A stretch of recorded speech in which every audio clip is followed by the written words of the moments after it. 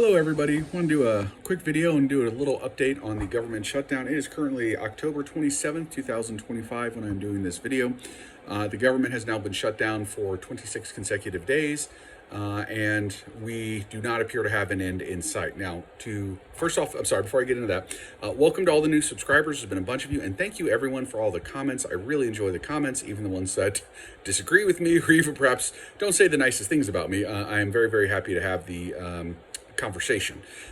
So please keep the comments coming. Okay, and by the way, if you like the video, please like and subscribe. Okay, so back to the topic, the government shutdown. We are now in the 26th consecutive day of it. There does not appear to be any end coming. Let's go over a couple things. First off, government shutdowns can end very abruptly. In other words, one day it looks like there's no hope, there's no end in sight, and all of a sudden, 3-4 days later, that it's over and the whole thing's done. So although at this point there is no end in sight, that could change on a dime. But let's get into some of the other topics about it. First off, what is the latest with the legislative side of this? As you know, the House passed a 7-week clean CR. CR is a continuing resolution. It keeps all the government funding levels at their current basis, or sort of at their current levels, and just basically keeps everything going the way it has been going. House passed that many weeks ago. It's gone to the Senate. The Democrats have been filibustering it.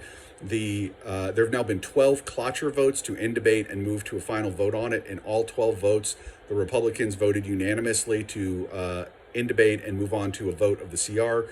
If you get to a vote on the CR will pass. In all 12 of those votes, at least one Democrat, sometimes 2 or 3, have voted to end debate and move on to the final vote on the CR. However, as you know, in a cloture vote, you have to have a total of 63 votes. 60 votes. There are 53 Republicans in the Senate, so even getting 1 or 2 Democrats only gets you to 54 or 55.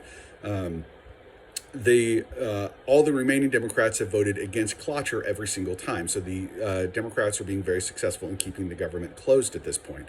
Now, the Republicans put forward a bill that would pay all the essential workers. The government has furloughed hundreds of thousands of workers, but has a number of other workers who are deemed essential who still have to keep coming to work, even though they are not getting paid. The Republicans put forward a bill that would have paid the essential workers. The Democrats blocked that, again, via filibuster. Then the Democrats put forth their own bill that would pay all government workers during the shutdown, and the Republicans blocked that. So each side is doing some blocks. Obviously, most of the blocks, a vast majority of the blocks are coming from the Democrats, but we've seen blocks on both sides. Trump has made it clear he's not interested in any negotiations. It is a clean CR or bust. He's not willing to concede anything to the Democrats in order for their vote, in exchange for their votes to reopen the government. Aside from the fact that hundreds of thousands of government workers are furloughed without pay, we have hundreds of thousands of others who are showing up to work every day and not getting paid. They have all missed at least one paycheck. Some have already missed 2, and a bunch more are about to miss their paycheck at the end of this week. Additionally, there's a number of private sector contractors who are not getting paid. They were supposed to get paid, because they provide this, that, or the other thing to the government, and that has not happened. So the consequences of this are picking up. Now, here's where things are about to get really interesting. First off is going to be SNAP benefits, Supplemental Nutrition Assistance Program, food stamps, basically. 40+ million Americans are on SNAP, and SNAP has run dry. Now, there is a $5 to $6 billion contingency fund. It costs a little over $8 billion per month to pay for SNAP. So this would pay somewhere in the 2/3 to 3/4 range. Right now, the Trump administration is not willing to use those funds to pay SNAP for the month of November, and there is no continuing funding from the government to pay the others.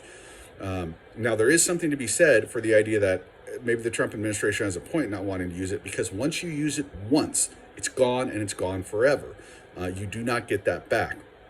So they could use it. They would get, like I said, somewhere in the neighborhood of about 70% of the benefits paid. So there'd still be a pretty large chunk that's gone. And then there is no more contingency fund after that. It is gone, and it would cost several billion to replace it. That's assuming it gets replaced at all.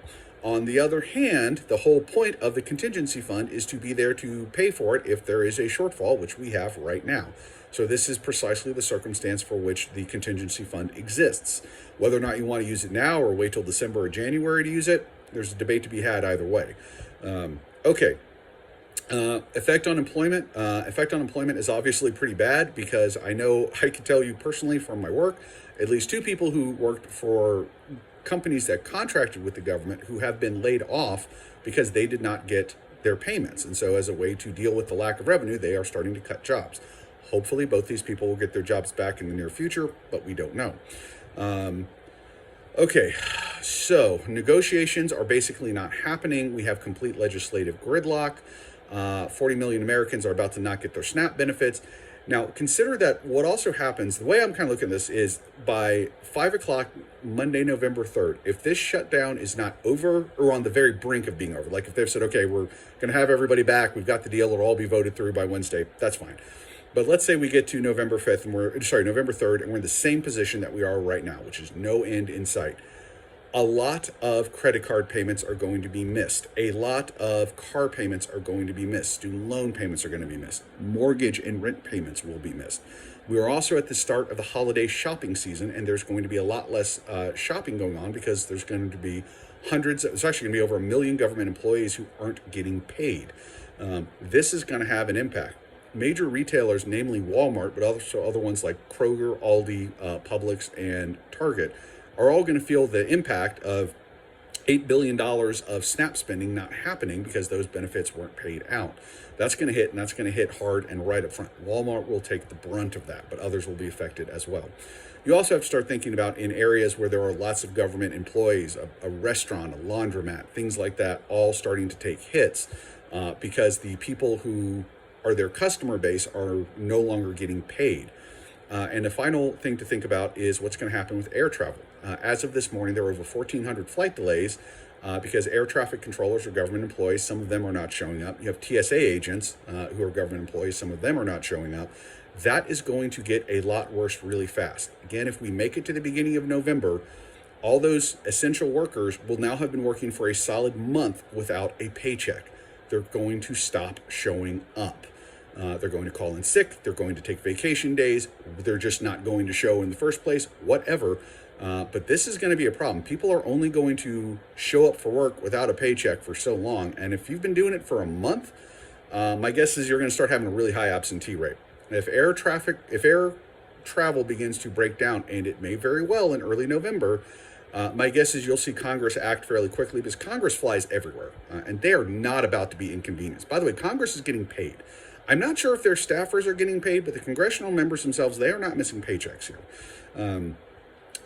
But if they start getting seriously inconvenienced, if they can't fly to LA or Wall Street or Silicon Valley to do one of their big fundraisers with, tech bros or finance guys or Hollywood starlets or whatever, because there's no, air traffic controllers, there's not TSA, things like that, my guess is they're going to stop finding this political game very interesting.